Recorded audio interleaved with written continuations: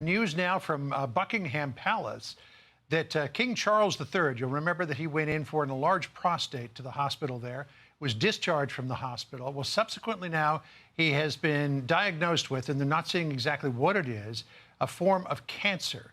According to Buckingham Palace, he is undergoing treatments. He will stay away from what they call public-facing duties for a time. But apparently the king is very optimistic that they'll be able to get this cancer treated, and he'll be able to resume a full public schedule as well. We're trying to get Dr. Siegel up as quickly as possible to help us out with this news. Again, Sandra, they're not saying what it is, whether it's associated with his enlarged prostate or whether it's something else. Just some more information as you were speaking there. This was during the King's recent hospital visit, as you mentioned, John, that they learned of this condition. He was there for the procedure for benign prostate enlargement. The palace says a separate issue of concern was noted. Subsequent diagnostic tests have identified a form of cancer. That is per the palace official statement. His Majesty has today commenced a schedule of regular treatments, so treatment has officially begun. The king has been advised by doctors to postpone all public-facing duties for the time being. So, according to a royal source, talking to Reuters, the king's cancer is not prostate cancer, so this is unrelated to the treatment that he had for BPH in the last week. I imagine that they probably did a CT scan of the area, or maybe he had some other concerns that they checked out. Again, they're not saying what type of cancer this is. They're just saying that he has a form of cancer.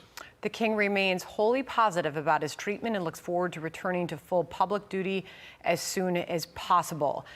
The palace also saying that His Majesty has chosen to share his diagnosis to prevent speculation and then to hope it may assist public understanding for all those around the world who are affected by cancer.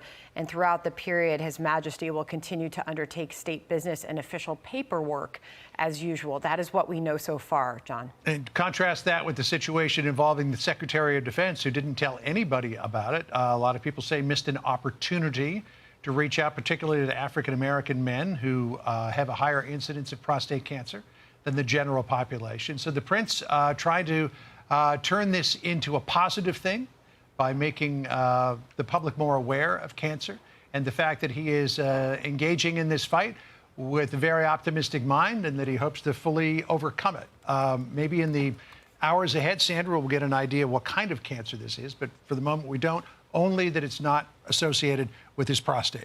Right. And just a reminder, the king is 75 years old. He turned 75 back in November. As far as additional information that we are getting right now, this separate issue of concern, if you're just tuning in, we are learning King Charles has been diagnosed with cancer. He went in with a separate issue, a procedure for benign prostate enlargement. They found something else. There were some diagnostic tests that did reveal a form of cancer. We have not learned what kind of cancer just yet, but we are awaiting that news from the palace. Rishi Sunak, the UK Prime Minister, weighing in, saying he's wishing His Majesty a full and speedy recovery. As well, saying that I have no doubt that he will be back to full strength in no time, and I know the whole country will be wishing him well. So it may be that this is a highly treatable form of cancer, and there are many of those as well. And as science has advanced in leaps and bounds in cancer treatment, many things that at one point might have been a death sentence are now simply a quick treatment with a regimen of medication, sometimes surgery as well. I'm Steve Ducey. I'm Brian Kilmeade. And I'm Ainsley Earhart. And click here to subscribe to the Fox News YouTube page to catch our hottest interviews and most compelling analysis.